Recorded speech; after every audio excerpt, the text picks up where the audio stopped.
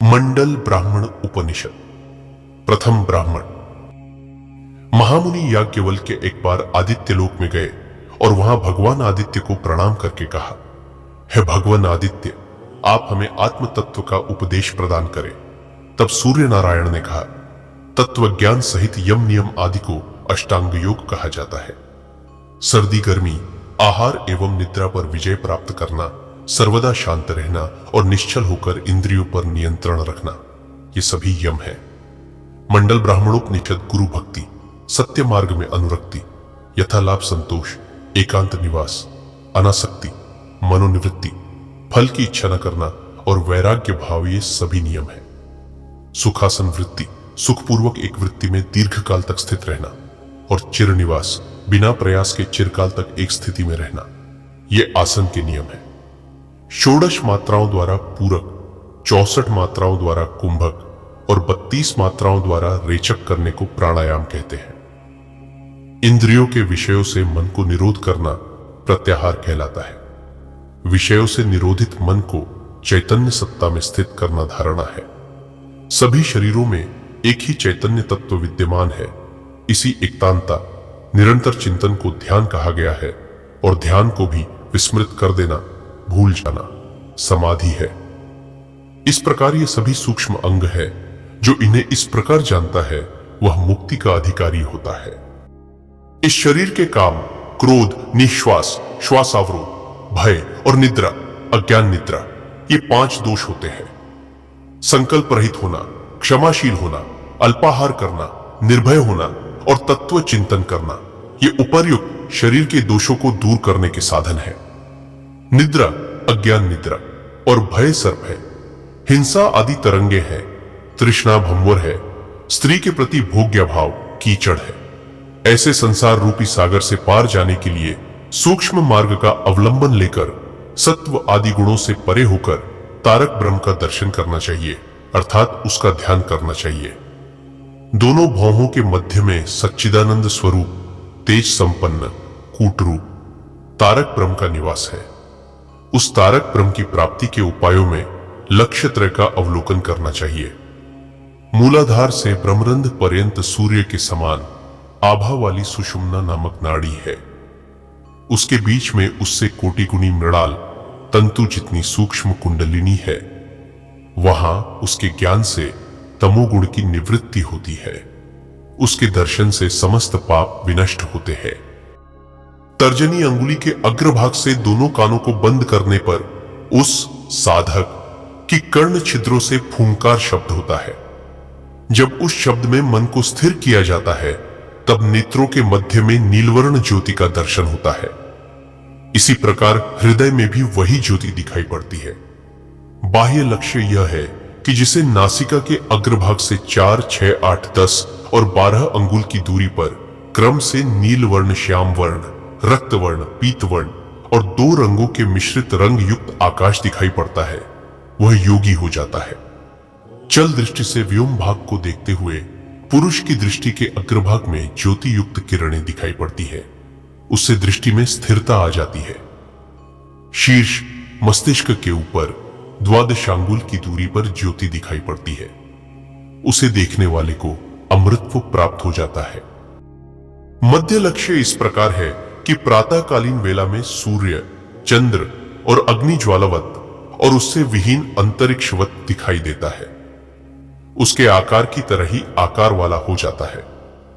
अभ्यास के द्वारा वह विकार रहित त्रिगुणातीत आकाश रूप होता है। अत्यंत प्रगाढ़ प्रकाश युक्त तारकों के समान पराकाश होता है। कालाग्नि के समान प्रकाशमान महाकाश होता है। सर्वोत्कृष्ट परम अद्वितीय और विशिष्ट रूप से द्योतमान प्रकाश तत्वाकाश होता है। करोड़ों सूर्यों के समान प्रकाशमान सूर्याकाश होता है। जो इस तथ्य को इस प्रकार जानता है वह अभ्यास पूर्वक तन्मय हो जाता है। उस योग के 2 विभाग हैं, एक पूर्व तथा दूसरा उत्तर। पूर्व विभाग को तारक ब्रह्म कहते हैं और उत्तर विभाग को अमनस्क कहते हैं। तारक ब्रह्म के भी 2 प्रकार हैं, एक मूर्ति तारक और दूसरा अमूर्ति तारक। जो इंद्रियों तक सीमित है वह मूर्ति तारक है। जो दोनों भौहों से परे आगे है वह अमूर्ति तारक है। इन दोनों मूर्ति तारक और अमूर्ति तारक का मनोयोग पूर्वक होकर अभ्यास करना चाहिए, क्योंकि मनयुक्त अंतर्दृष्टि तारक ब्रह्म को प्रकट करने में सक्षम होती है। इसके बाद भूयुगल के मध्य स्थित छिद्र में तेज आविर्भूत होता है। यह पूर्व तारक ब्रह्म है।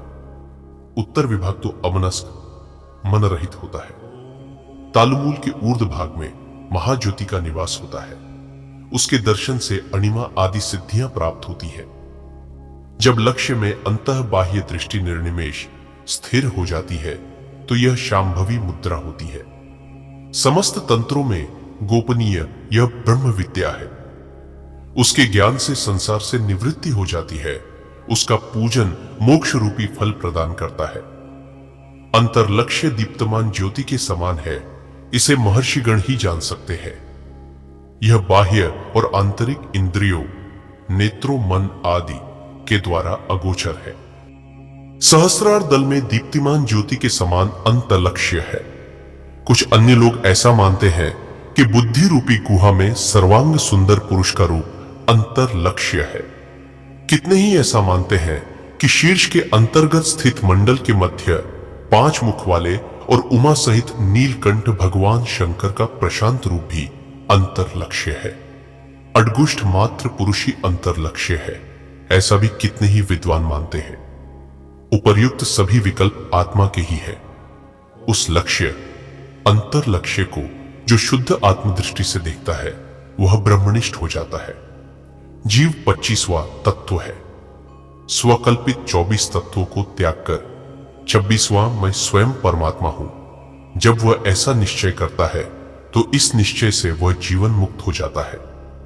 इस प्रकार अंतरलक्ष्य का दर्शन प्राप्त कर लेने से वह जीव जीवन मुक्त की ओर अग्रसर होते हुए स्वयं अंतरलक्ष्य होकर परम आकाश स्वरूप अखंड मंडल हो जाता है। प्रथम ब्राह्मण समाप्त। द्वितीय ब्राह्मण। इसके पश्चात महर्षि याज्ञवल्क्य ने आदित्य मंडल में स्थित पुरुष से प्रश्न किया, भगवान, अंतरलक्ष्य आदि के विषय में बहुत कुछ कहा गया, उसे मैं नहीं समझ सका। उसे अब आप स्वयं ही मुझे समझाएं। यह सुनकर सूर्य नारायण ने कहा, पंचभूतों का अधिकारण विद्युत पुंज के समान है। उसमें एक चतुपीठ है जिसके बीच में तत्व का प्रकाश होता है। वह प्रकाश अतिगूढ़ और अव्यक्त है। वह अव्यक्त प्रकाश ज्ञान रूपी प्लव नौका में आरूढ़ व्यक्ति के लिए जानने योग्य है। वह बाह्य और आभ्यंतर लक्ष्य है। उसी के मध्य जगत लीन हो जाता है। वह नाद, बिंदु और कला से परे अखंड मंडल है। वह सगुण और निर्गुण स्वरूप है। उसको जानने वाला विमुक्त हो जाता है। सर्वप्रथम अग्निमंडल है, उसके ऊपर सूर्य मंडल है, उसके बीच में सुधा स्वरूप चंद्रमंडल है, उसके बीच में अखंड ब्रह्म का तेजोमंडल है। वह विद्युत रेखावत श्वेत और प्रकाशमान है। वही शांभवी मुद्रा का लक्षण है। उसका दर्शन करने से 3 स्वरूप दृष्टि में आते हैं। ये रूप अमावस्या, प्रतिपदा और पूर्णिमा रूप है। निमीलित, पलक बंद होने की स्थिति दृष्टि अमावस्या स्वरूप है। अर्ध निमीलित दृष्टि प्रतिपदा स्वरूप है और पूरी तरह खुली हुई दृष्टि पूर्णिमा स्वरूप है। इसलिए पूर्णिमा रूप दृष्टि का ही अभ्यास करना चाहिए। उस पूर्णिमा रूप दृष्टि का लक्ष्य नासिकाग्र है। जिस समय तालुमूल में प्रगाढ़ अंधकार के दर्शन होते हैं उस समय अभ्यास के द्वारा अखंड मंडलाकार ज्योति दिखाई देती है। वही सच्चिदानंद ब्रह्म है। इस प्रकार जब सहजानंद में मन लीन हो जाता है तब शांभवी मुद्रा सिद्ध होती है और उसे ही खेचरी मुद्रा कहते हैं। उसके अभ्यास से मन स्थिर हो जाता है, तत्पश्चात बुद्धि स्थिर होती है। उसके चिन्ह इस प्रकार है, सर्वप्रथम तारा के समान दिखाई देता है, तत्पश्चात वज्र दर्पण अर्थात हीरे का दर्पण जैसा दिखाई देता है। इसके पश्चात पूर्ण चंद्रमंडल दिखाई देता है। इसके बाद नवरत्न प्रभा का मंडल दृश्यमान होता है। इसके बाद मध्याह का सूर्य मंडल परिलक्षित होता है। तत्पश्चात क्रमशः अग्निशिखा मंडल दिखाई देता है।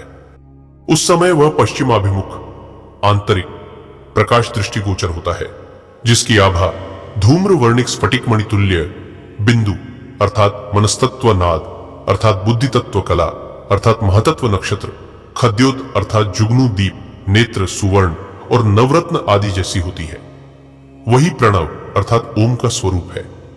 प्राण और अपान वायु को एक करके कुंभक धारण करे, तत्पश्चात नासिकाग्र पर दृष्टि को एकाग्र करके दृढ़ भावना से करद्वय अर्थात दोनों हाथों की अंगुलियों से षणमुखी मुद्रा धारण करके प्रणव ओम नाद का श्रवण करे, इसमें मन लीन हो जाता है। ऐसा अभ्यास करने वाले को कर्म लिप्त नहीं करते। रवि के उदय और अस्त के समय प्रातः साय कर्म धर्मकृत्य संपन्न किए जाते हैं, किंतु चिदादित्य अर्थात चैतन्य स्वरूप आदित्य का तो उदय अस्त होता ही नहीं, इसलिए उसे जानने अथवा दर्शन करने वाले के लिए कोई कर्म शेष नहीं रहते। शब्द और काल के लय हो जाने से मनुष्य दिव्वा और रात्रि से अतीत होकर सभी का परिपूर्ण ज्ञान प्राप्त कर लेता है, जिसके द्वारा उन्मनी अवस्था प्राप्त होती है और ब्रह्म के साथ एकत्व हो जाता है। उन्मनी अवस्था से व्यक्ति अमनस्क हो जाता है। निश्चिंत अवस्था ही उसका ध्यान है। समस्त कर्मों का निराकरण ही उसका आवाहन है। निश्चय ज्ञान ही उसका आसन है। उन्मन भाव अर्थात मन रहित होना ही उसका पाद्य है। सदैव अमनस्क भाव ही अर्घ्य है। सतत दीप्ति और अपार अमृत वृत्ति ही उसका स्नान है। सर्वत्र ब्रह्म भावना ही गंध है। दर्शन के स्वरूप का अवस्थान ही अक्षत है। चैतन्य की प्राप्ति ही पुष्प है। चैतन्य अग्नि का स्वरूप ही धूप है। चैतन्य आदित्य का स्वरूप ही दीप है। परिपूर्ण चंद्र के अमृत का एकीकरण ही नैवेद्य है। निश्चलत्व ही प्रदक्षिणा है। सोहम भाव ही नमस्कार है। मौन ही स्तुति है। सभी प्रकार का संतोष ही उसका विसर्जन है। जो इस प्रकार जानता है वह ब्रह्म स्वरूप हो जाता है। इस प्रकार जब ध्याता ज्ञान और झेय स्वरूप त्रिपुटी निरस्त हो जाती है, तब तरंगहीन सागर के समान वायु रहित स्थान में स्थित दीपक की तरह अचल संपूर्ण भाव और अभाव से विहीन कैवल्य ज्योति प्रकट होती है, अर्थात मात्र कैवल्य ज्योति शेष रहती है। मंडल ब्राह्मणोपनिषद, जिसे जागृत अवस्था और निद्रावस्था में भी अंतर ज्ञान बना रहता है, वह ब्रह्मविद होता है। सुषुप्ति और समाधि की स्थिति में मनोलय समान होने पर भी दोनों में महान भेद है। सुषुप्ति में मन अज्ञान में लय हो जाता है, जिससे मुक्ति की स्थिति नहीं बनती। समाधि अवस्था में तमोविकार विनष्ट हो जाता है, जिसके कारण तदाकार और अखंडाकार बने हुए वृत्ति रूप साक्षी चैतन्य में प्रपंच का विलय हो जाता है, क्योंकि प्रपंच मन कल्पित होता है। तत्पश्चात भेद के अभाव में समाधि से बाहर आने पर भी प्रपंच के मिथ्यात्व का बोध बना रहता है। एक बार सदानंद का अनुभव हो जाने से वही प्रमुख विषय हो जाता है। इस प्रकार ब्रह्म को जानने वाला ब्रह्मविद ब्रह्म ही हो जाता है। जिसके संकल्प विनष्ट हो गए हैं, उसी के हाथ में मुक्ति है।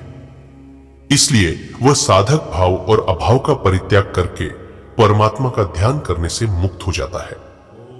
इस प्रकार समस्त अवस्थाओं में बारंबार ज्ञान और ज्ञेय, ध्यान और ध्येय, लक्ष्य और अलक्ष्य, दृश्य और अदृश्य तथा ऊहापोह आदि का परित्याग करके मनुष्य जीवन मुक्त हो जाता है। जो इस प्रकार जानता है वह ब्रह्म को प्राप्त कर लेता है।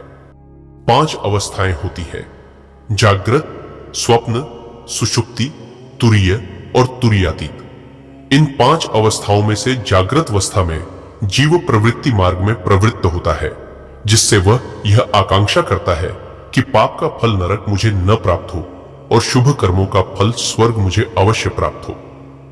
इस प्रकार वही जीव जब वैराग्य को स्वीकार कर लेता है, तब कर्म फल स्वरूप जन्म और संसार रूप बंधन से मुक्ति प्राप्त करने का आकांक्षी होकर मुक्ति की ओर अग्रसर होता है और निवृत्ति पथगामी होता है।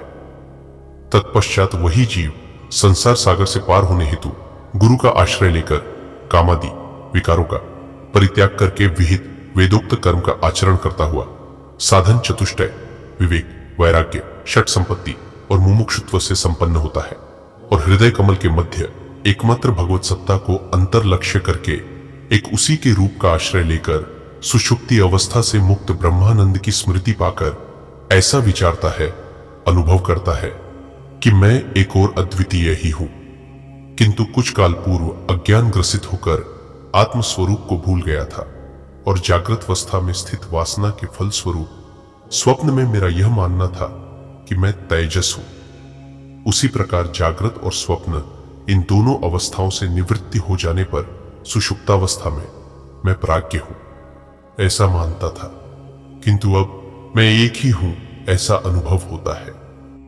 स्थान भेद के कारण वे अलग अलग अवस्थाएं थीं, किंतु मुझसे अतिरिक्त कुछ भी नहीं था। ऐसा विवेक होने से मैं शुद्ध अद्वैत ब्रह्म हूं यह अनुभव होता है, जिसके कारण भेदभाव की समस्त वासनाएं, आरोपित वृत्तियां दूर हो जाती हैं।